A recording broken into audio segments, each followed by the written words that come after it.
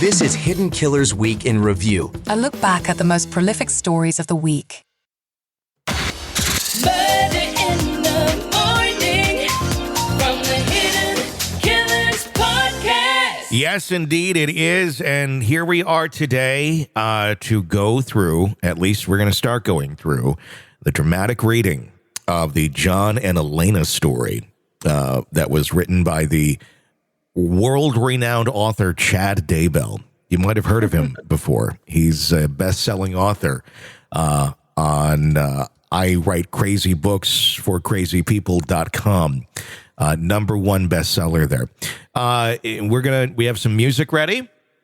This is what, believe me, this is crazy. This whole thing was sent through text message.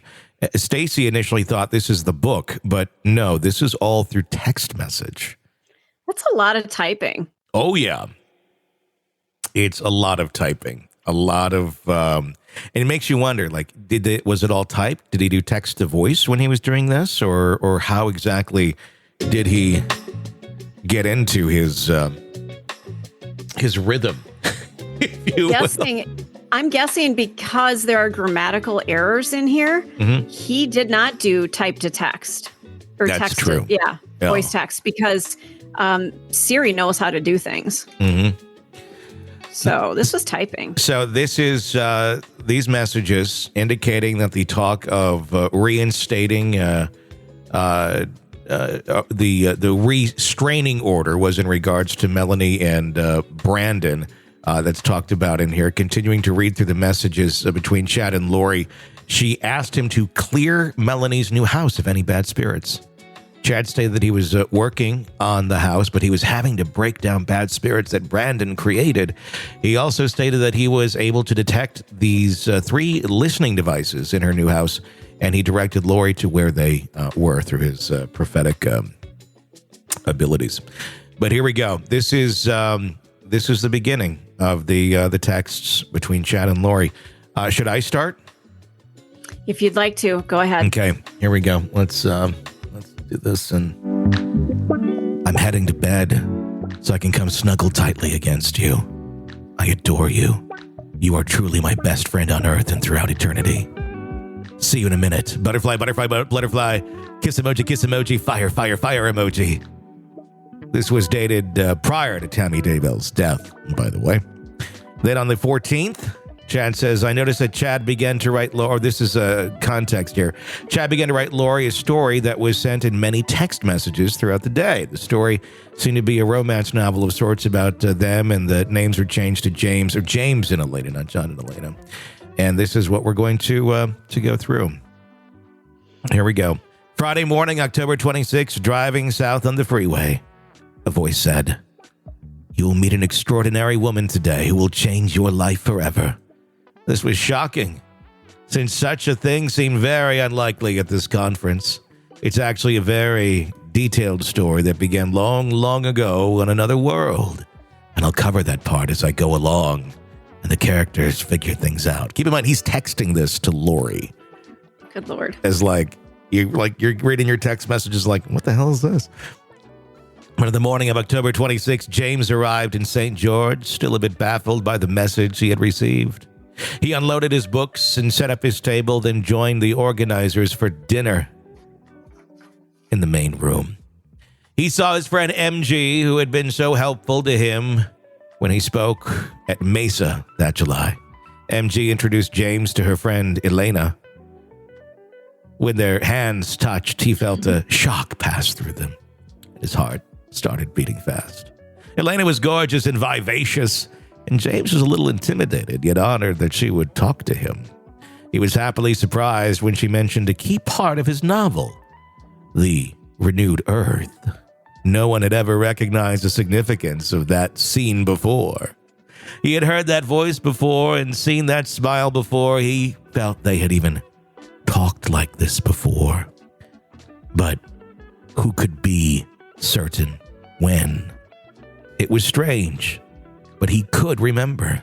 The feelings were very strong, as if they had known each other oh so long. And I'll tap you to continue on.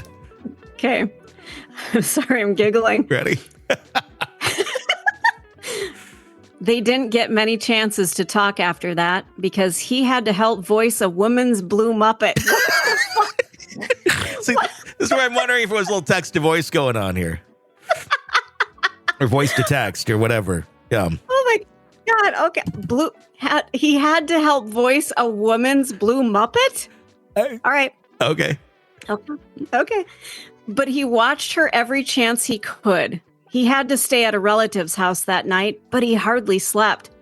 He kept envisioning himself with Elena in very wonderful situations that indicated they had been more than just friends. James was the first speaker on Saturday morning, and he knew exactly where Elena was sitting. He made sure to mention the scene from his book that they had discussed that previous evening. He was completely smitten by her, and even was nervous of what she would think of his talk as he spoke. But when he would glance at her, she was always attentive and watching him, unlike the rest of the crowd. So what? Everybody's like sitting around talking to each other, Nobody and gives she's a the only shit. one staring at him. It's very like self-deprecating. It really is. Really need to know more about the Blue Muppet, but anywho. Yeah. I wonder if that's innuendo for something. I know. Is that another name for the storm? And why is it blue? Oh, God. I'll choke the chicken. All right. After his talk, he went to his book table. His talk had gone well, and there was a good group gathered around to buy books. His heart nearly leaped out of his chest when Elena joined him and helped sell the books. She was so beautiful that he could hardly concentrate on the customers. She straightened the books and gave the books great reviews, although she made him laugh a lot when she kept pushing the youth and fifth volumes of his first series. Okay. He could only giggle when people asked if she was his wife, because yes, in fact, she was. She just didn't know it yet. That's not creepy at all. God. James was definitely having amorous feelings toward Elena as they sold books together. He had not felt this happy in his entire life. He was quite sure this was the woman the voice had told him about. James was ecstatic because he had already fallen deeply in love with her. Or better said, he remembered how much he already loved her. Her eyes had mesmerized him from the moment they met, but once the book sales slowed down, she stood near him behind the table. They looked deeply into each other's eyes for the first time, and he knew he was in the presence of a goddess. Oh. He resisted an impulse to kiss her, but his entire body was on fire. He instinctively knew she was everything he had ever dreamed of. I'll pick up. I must clarify that James is a very difficult person to get information from. He's been blessed with great knowledge, but 99% of the people he knows do not realize that. Everybody thinks he's a dumbass, but he really thinks he's got all this great knowledge. God. He's very guarded, and it is a great task to gain his trust. But as Elena leaned forward, and asked a couple of very insightful questions, his heart burst with joy. He knew she was one, if the very few people on earth he could trust. James' spirit was so excited at this revelation that he shattered a thick veil that had been placed between these two souls during their mortal lives. The thick veil had been placed because of the unique, unparalleled love James and Elena had shared in previous lifetimes. That veil had prevented them from finding each other until this appointed day that would be remembered throughout the heavens as the true beginning of a spectacular mission that would save millions of souls and defeat the forces of darkness. James' physical attraction to Elena was almost overwhelming, but he was equally drawn to the spiritual energy that was radiating from her. As they talked, it was confirmed to him that they had indeed been married before and were eternal companions.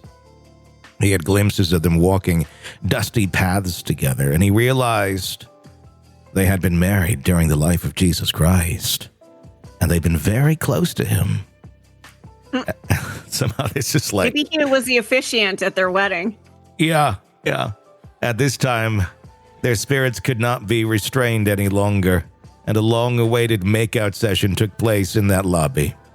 This was manifest in the mortal world to James and Elena through the scientific phenomenon known as loin fire.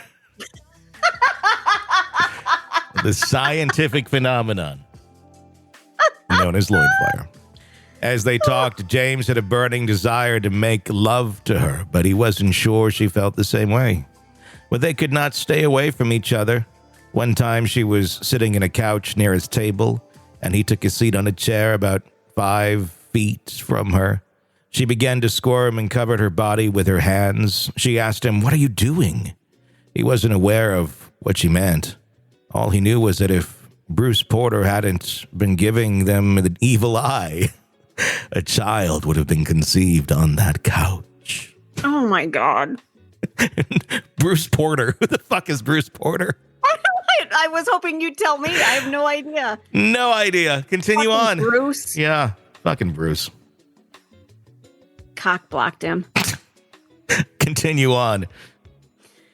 The erotic tension continued throughout the afternoon. James could only think of her. His desire for her was indescribable. Thankfully, she had worn 16 layers of clothing to survive the 80-degree weather, so he was not fully aware that she truly had the body of a goddess. I don't even know what to make of that sentence. Her dimensions were exactly what he had always fantasized about, but that revelation would have to wait a month. As the night concluded, James needed to take his empty boxes to his car. With Elena's help, he had sold more books at a show than he ever had before. She helped him carry the boxes to the car, and then he could not resist the desire to hug her. He made an awkward attempt that was way too brief, because their friends were bringing more boxes. In that short embrace, though, he knew he had found the woman he had searched for his entire life. It was made crystal clear to him that they had been married before and would be again. He once again had to fight off a powerful urge to kiss her and somehow disguise his massive erection he was experiencing. Dick in a box, anyone? It's a dick in a the box. boxes were there. Yeah, exactly. They returned to the building and he helped carry tables to the second floor while she sat on the couch. They couldn't take their eyes off of each other. He was already madly in love. Her group of friends finally had... He was devastated. Unused how he could... Well, this is his writing. Yep. Unused how he would ever contact her again. Then her spirit took over and asked him, "Can I get your cell number in case I have some questions?" They exchanged numbers, and then they gave each other a long hug goodbye. It was the most wonderful, electric, delicious hug he had ever felt. Then he watched her walk away, knowing she was truly going to change his life forever. End of chapter 1. Audible hopes you enjoyed this book. Oh, God.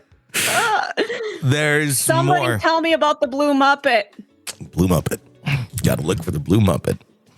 That isn't... No, Elmo is red. Who's blue? Cookie Monster. Ooh.